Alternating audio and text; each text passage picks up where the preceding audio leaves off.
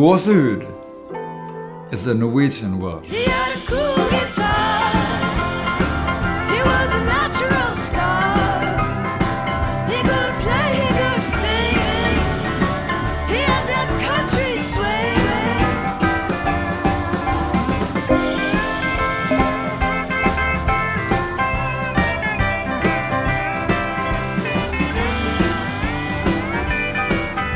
Jason Hiller, who plays bass with the last hurrah, he also is a real old school analog record producer and engineer.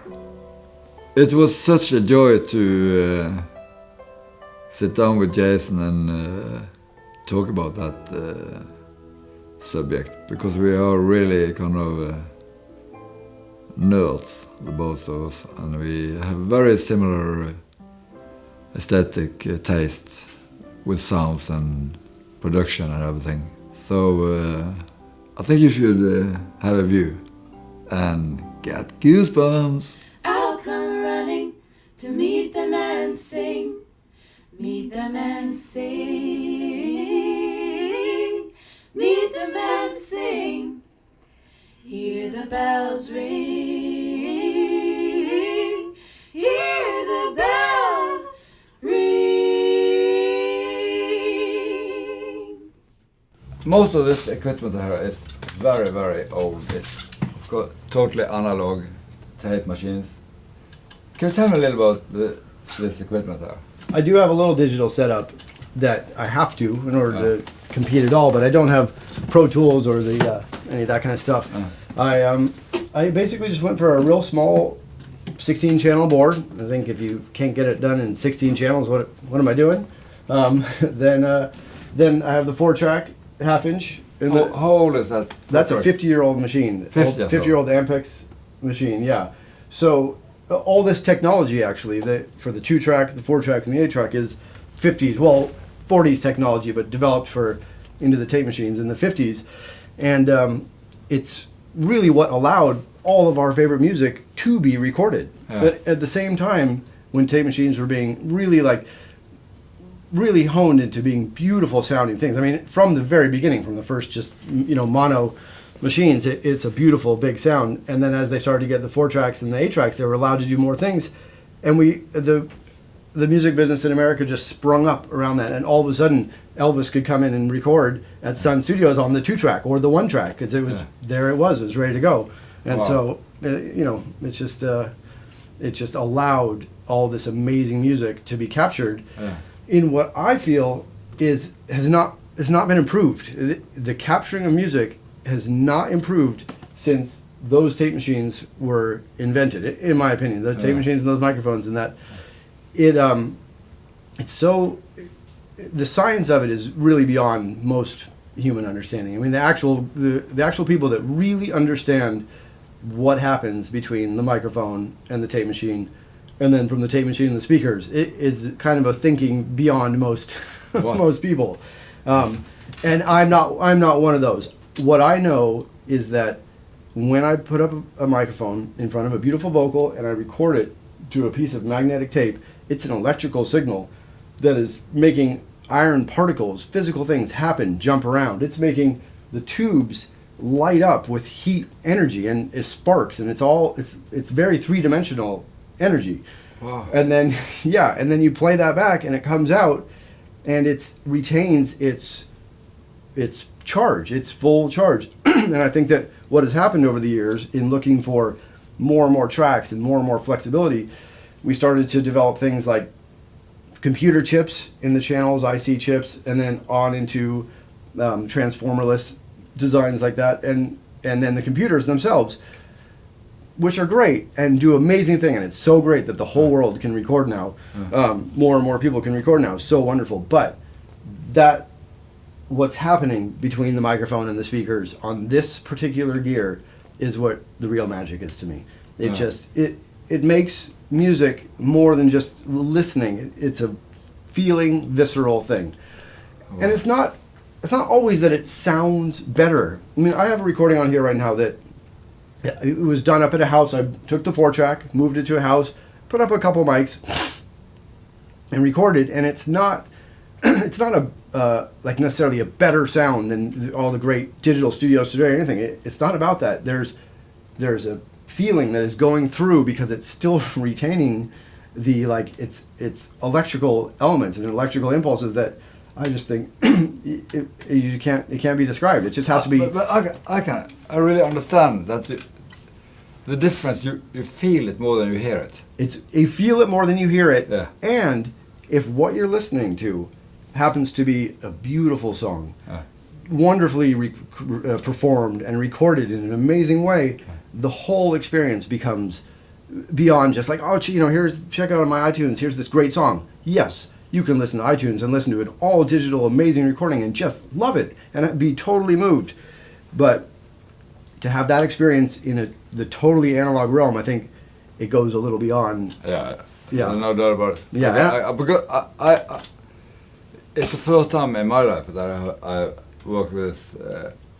I worked in much bigger studios and also with 24 track type machines and everything. But that sound that comes out of this studio is it's a completely different feeling.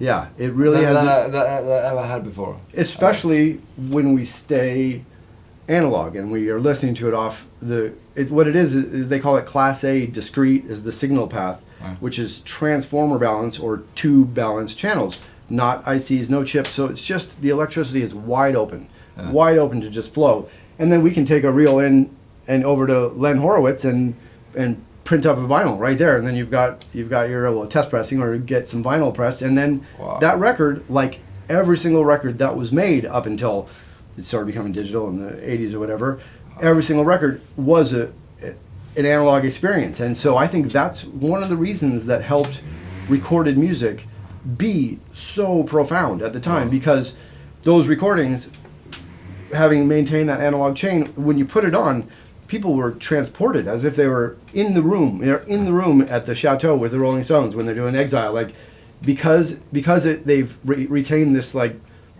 all this analog chain.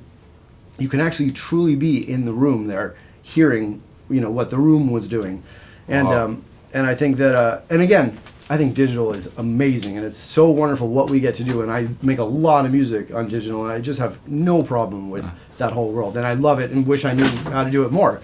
I have no problem with that whatsoever, but I just, for my just true joy and love of what I'm doing, I love it when we can stay analog, which is not always easy on an 8-track, a 4-track, and a 2-track.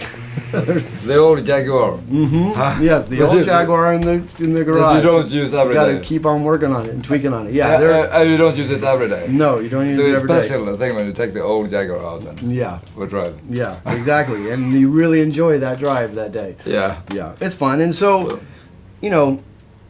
I have as much fun just being in the band. I play with Mesa, and just being in the band and having that as my life. That I'm happy to have a very limited studio that really only kind of does a certain. It's not that it does a certain thing. It's just there's certain things like I can't do. So. It would be lovely to hear.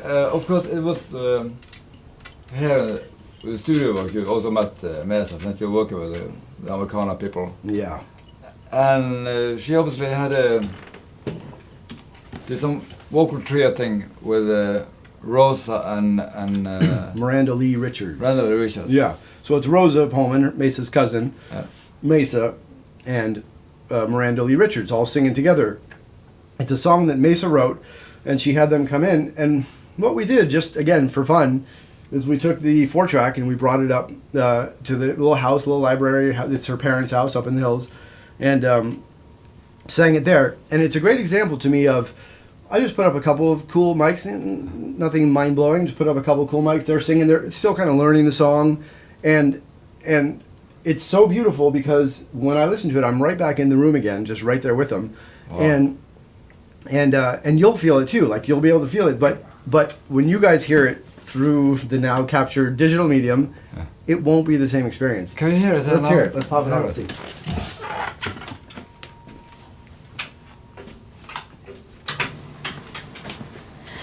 My, oh my, coming in bright. Hey, Tore, not to cut it off, it's going to come in much louder than we were talking. Ring.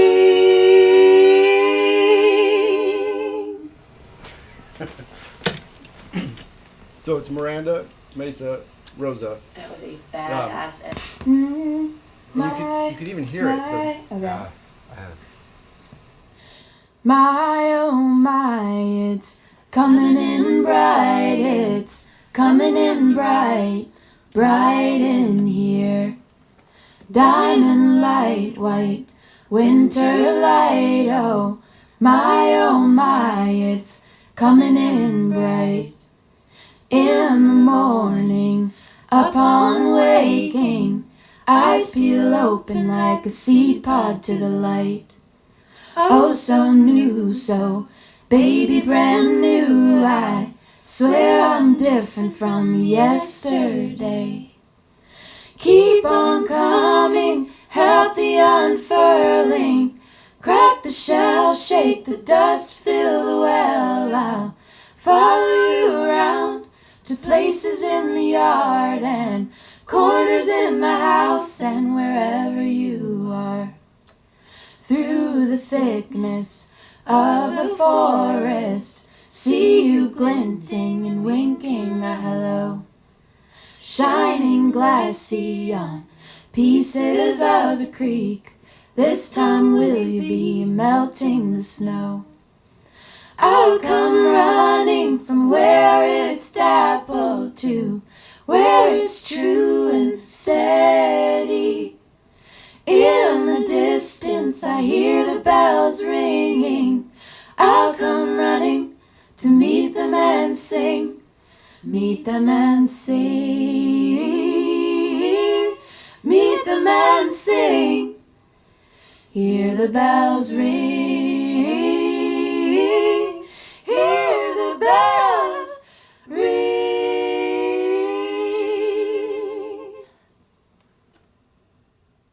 Pretty sweet.